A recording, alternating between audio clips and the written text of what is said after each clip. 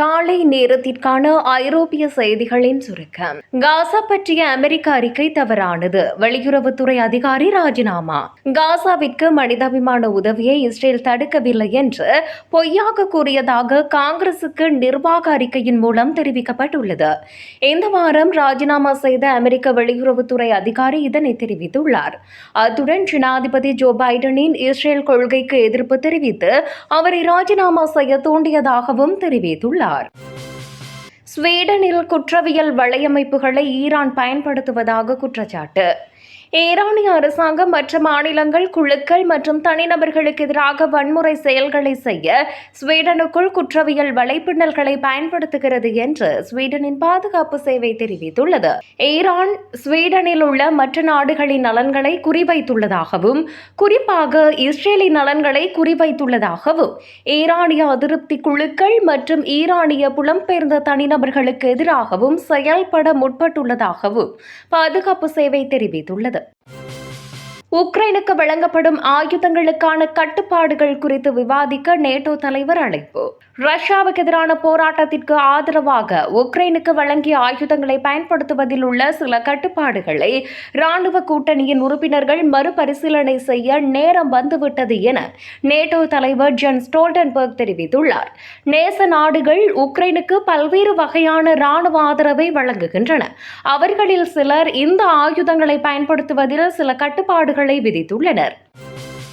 உக்ரைனின் அதிமுக்கிய நகரை கைப்பற்றும் முனைப்பில் ரஷ்யா, ஆயுதங்கள் படைகளின்றி தவிக்கும் உக்ரைன். உக்ரைனின் கார்கிவ் பிராந்தியத்தின் வடக்கு பகுதிக்கு அருகே ரஷ்யா தனது படைகளை குவித்து வருகிறது. கார்கிவை கைப்பற்றும் தீவிர முயற்சியில் ரஷ்யா ஈடுபட்டுள்ளது. இதற்கான தரைப்படை தாக்குதல் இந்த மாதத்தில் ஆரம்பத்திலிருந்து முன்னெடுக்கப்பட்டு வருகிறது. எனினும் ஆயுதங்கள் இன்றி தவித்து வரும் உக்ரைனுக்கு பெரும் நெருக்கடி ஏற்பட்டுள்ளது.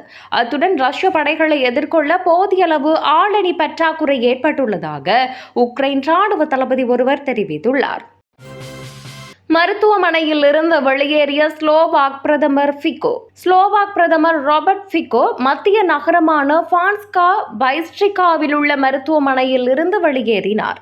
அங்கு அவர் படுகொலை முயற்சியில் இருந்து மீண்டு நேற்று பிராடிஸ்லாவாவில் உள்ள அவரது குடியிருப்புக்கு அழைத்து செல்லப்பட்டதாக ஸ்லோவாக் ஊடகங்கள் செய்தி வெளியிட்டுள்ளன. ஜெர்மனியில் தஞ்சமடைந்தவர்கள் நாடு கடத்தப்படும் அபாயம். ஜெர்மனியில் தேவாலயம் ஒன்றில் தஞ்சமடைந்தவர்கள் நாடு கடத்தப்பட உள்ளதாக தகவல் வெளியாகியுள்ளது. ஜெர்மனியில் அகதி விண்ணப்பம் மேற்கொண்டவர்களுடைய அகதி விண்ணப்பங்களை ஜெர்மனியின் அகதிகளுக்கான அமைப்பானது விசாரணைகளை மேற்கொண்டு வருகிறது.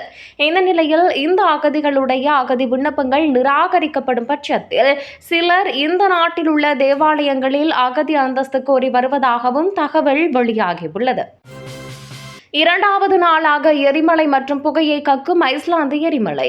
ஐஸ்லாந்தின் தலைநகரான ரெய்க்ஜாவிக்கின் தெற்கே உள்ள எரிமலையானது இரண்டாவது நாளாக புகை மற்றும் எரிமலையை கக்கியது. இருப்பினும் கணிசமாக மெதுவான வேகத்தில் இருந்ததாக அதிகாரிகள் தெரிவித்தனர். நேற்று மதியம் முதல் எரிமலை பிளவில் செயல்பாடு கணிசமாக குறைந்துள்ளது என ஐஸ்லாந்தின் வானிலை அலுவலகம் ஒரு அறிக்கையில் தெரிவித்துள்ளது. லண்டன் உணவகத்தில் பரபரப்பு, ஆபத்தான நிலையில் 9 வயது சிறுமி. வடக்கு லண்டனில் உள்ள ஹாக்னி பகுதியில் உள்ள உணவகத்திற்கு வெளியே அமர்ந்திருந்த 3 ஆண்கள் மீது மோட்டார் சைக்கிளில் வந்த துப்பாக்கிதாரி ஒருவர் துப்பாக்கி சூடு நடத்தியதால் சிறுமி ஒருவர் படுகாயமடைந்துள்ளார். தனது குடும்பத்தினருடன் சாப்பிட்டுக் கொண்டிருந்த 9 வயது சிறுமி துப்பாக்கிச் சூட்டுக்கு இலக்காகி மருத்துவமனையில் உயிருக்கு போராடி கொண்டிருப்பதாக போலீசார் தெரிவித்துள்ளனர். மற்றும் பொறுப்பானவர்களை கண்டறிந்து கைது செய்ய அவசர விசாரணை தொடங்கப்பட்டுள்ளது என துப்பறியும் தலைமை கண்காணிப்பாளர் ஜேம்ஸ் கான்வே தெரிவித்துள்ளார். அமெரிக்க அதிபரை சந்திக்க உள்ள பிரான்ஸ் ஜனாதிபதி. பிரான்சுக்கான முதல் அரசு பயணத்தின் ஒரு பகுதியாக ஜூன் 8ஆம் தேதி அமெரிக்க ஜனாதிபதி ஜோ பைடன் மற்றும் அவரது மனைவி ஜில் ஆகியோருடன் ஜனாதிபதி இமானுவேல் மக்ரோன் ஒரு சந்திப்பை நடத்துவார் என பிரெஞ்சு ஜனாதிபதி அலுவலகம் தெரிவித்துள்ளது. ஜூன் 6 அன்று டிடே அன்று நார்மண்டி தரையிறங்கலின் 80வது ஆண்டு நினைவேந்தல்களில் பிடனின் வருகையை தொடர்ந்து இந்த சந்திப்பு நடைபெறும். இரு நாட்டு அதிபர்களும் உக்ரைனுக்கான தங்களது தற்போதைய ஆதரவு குறித்தும், பொருளாதாரம், விண்வெளி மற்றும் அணுசக்தி விவகாரங்களில் இருதரப்பு ஒத்துழைப்பை வலுப்படுத்துவதற்கான வழிகள் குறித்தும் விவாதிப்பார்கள் என பிரான்ஸ் அதிபர் அலுவலகம் தெரிவித்துள்ளது. பொருளாதார தடை எச்சரிக்கை. அமெரிக்க அதிகாரிகள் சீனாவின் துணை வெளியுறவு அமைச்சருடன் சந்திப்பு. உக்ரைனில் ரஷ்யாவின் போரை ஆதரிப்பதால் சீனா மேற்கத்தைய பொருளாதார தடைகளை எதிர்கொள்ள நேரிடும் என அமெரிக்கா எச்சரித்துள்ளது.